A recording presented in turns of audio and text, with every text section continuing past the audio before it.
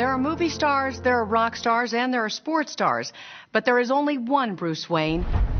The mega billionaire playboy is Gotham City's most notable celebrity, whose name is synonymous with extravagance, mischief, and occasional recklessness.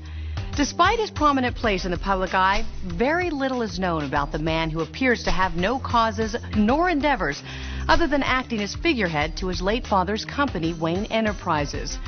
But it's in this position that Wayne has great influence over the entire city. So much influence that stock analysts and business experts are worried that his party boy antics could plunge Gotham into another depression. Hi everyone, I'm Lydia Filingeri, and tonight we explore a wild life that knows no boundaries, hoping to find a man who is ready to start taking some responsibilities.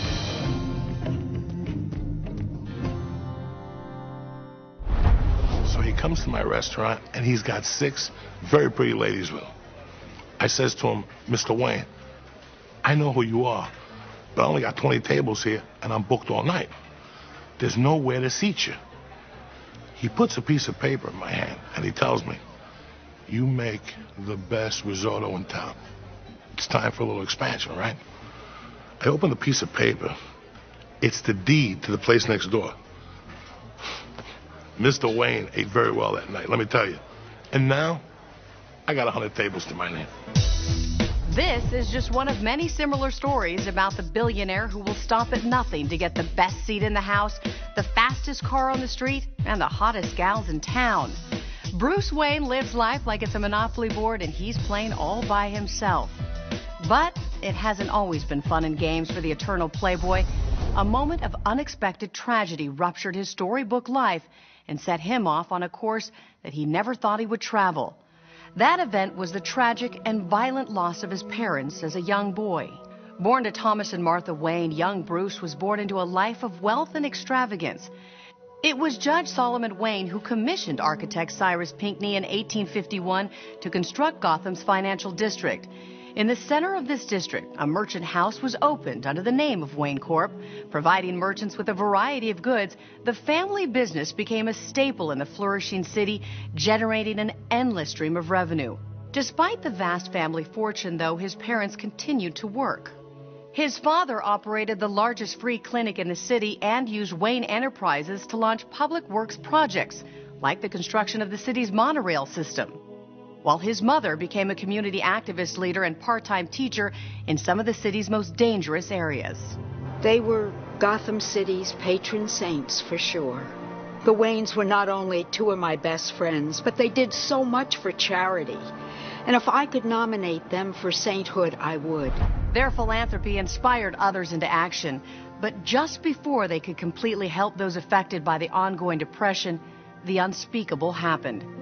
Thomas and Martha Wayne were gunned down outside the Gotham Opera House in front of their 10-year-old son. As the last remaining member of the Wayne family, Bruce became the sole heir of the family's fortune as well as the head of Wayne Enterprises. Custody of the boy was granted to the family's butler, Alfred Pennyworth, who tried tirelessly to calm his young master as he began to act out in response to his parents' demise. When his parents' murderer cut a deal to testify against a Gotham City mob boss and was subsequently assassinated by an alleged mob hitman, Bruce Wayne disappeared without a trace for the better part of 7 years. Various reports had him yachting around the Pacific, while others cited him living in Brazil, owning and operating a local modeling agency. But without any contact or proof of life from the billionaire, reports of his whereabouts dwindled, culminating in the declaration of his death by his trusted guardian, Alfred Pennyworth. In his absence, Wayne Enterprises came under the control of William Earl, who initiated the flotation of the company. In the process of going public, though, Gotham got a big surprise when Bruce Wayne resurrected himself from the dead, just in time to purchase enough stock to become the majority shareholder in the company. Regaining his authority, Wayne secured himself a position as CEO while entrusting all the work and responsibility to Lucius Fox, which many consider the smartest move Wayne ever made. Bruce's return to Gotham seemed permanent as he took up residence in his family's ancestral home, Wayne Manor. However, any thoughts of a newfound maturity quickly subsided with the news of a drunken episode that resulted in the burning down of the palatial estate during a birthday bash. Homeless and forced to relocate, the Playboy has recently landed here, atop this newly built luxury tower, where Wayne has purchased a 2-story, 25,000 square foot penthouse apartment with 40-foot ceilings, 2 gigantic balconies, a parking space for his helicopter, and a 360-degree view of the entire city below. The price? Who knows? But the monthly maintenance fee alone is reported to be around $31,000. The real perk is the location, though. Over the course of the last few months, Bruce has made appearances at all of Gotham's ultra-posh eateries, clubs, and lounges, creating a commotion wherever he goes with a gaggle of gorgeous women in tow. In fact, just last month, escorting all 150 Miss Earth contestants, Bruce accidentally crashed a Harvey Dent fundraising event at the city's newest hotel, the Gotham Grand. Wayne and Dent have never met, but both know Rachel Dawes. An old and loyal friend to Bruce, Rachel has recently become something more to Harvey Dent, as the two have been seen around town together, occasionally holding hands. Whether Bruce approves, no one knows for sure. But Miss Dawes disapproved of the distraction caused by Wayne's impromptu appearance, asking Bruce to leave the event almost immediately. When asked about the incident and Bruce Wayne, Harvey Dent told reporters, Look, what happened to Bruce's family and other people like him, it's unconscionable that a kid should have to endure that in Gotham. A family that's been so good to this town. I'll do whatever I can to prevent something like that from ever happening again. Later that night, reporters caught up with Wayne at the popular sushi restaurant Raw. I don't know Harvey Dent.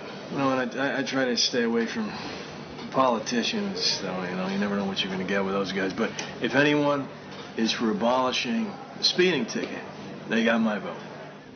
Like him or not, Bruce Wayne is our very own Peter Pan. Armed with a limitless trust fund that acts as his sword, his adventures do make for great headlines in the tabloids. But unlike the mythic boy who never has to grow up, Wayne has real responsibilities that affect us all. Responsibilities that include overseeing Wayne Enterprises, which has been Gotham's economic core for over a century. Over the last few months, Wayne Enterprises has acquired and/or developed technologies emanating from abandoned aerospace and military programs. Programs that have produced specialized fabrics, electromagnetic gyroscopic navigational systems, hemostatic powders, high-tech plastics, radiation stamping technology, and rotor blades made of metal composites that have a low radar signature and special acoustic design. Vice President of Operations, Douglas Fredericks. Is there logic to any of this, or is Bruce Wayne just manufacturing parts for some expensive toys he wants to play with? Lydia, the space program not only put a man on the moon, but it introduced the world to Velcro. But we're talking about stealth rotor blades here. Where is the practical use in that? What some may consider niche or off-the-wall technology, we view as doors to the future, and our strides through those doors will strengthen this company and the community around it. The jury is still out whether these ventures are helping or hurting the company. In fact, one stock analyst is calling for the board to remove Wayne as CEO before he causes the city to enter into another depression. On the other hand, another analyst is telling investors that Bruce Wayne might be the perfect person to usher Wayne Enterprises into the next generation by taking risks on technology that could change the world for the better. But since it's impossible to tell whether the card up the Playboy sleeve is an ace or just a joker, the future of Wayne Enterprises will remain uncertain. Thanks so much for watching us. Join us in 2 weeks as we profile another one of Gotham's familiar faces, Lieutenant Jim Gordon, head of the newly formed Major Crimes Unit in the Gotham Police Department. And don't miss next week's show when Mike Engel takes us through Gotham City's underworld in an attempt to expose the bizarre criminal elements that pose a threat to us all. I'm Lydia Fillingerry, and this is Gotham Tonight.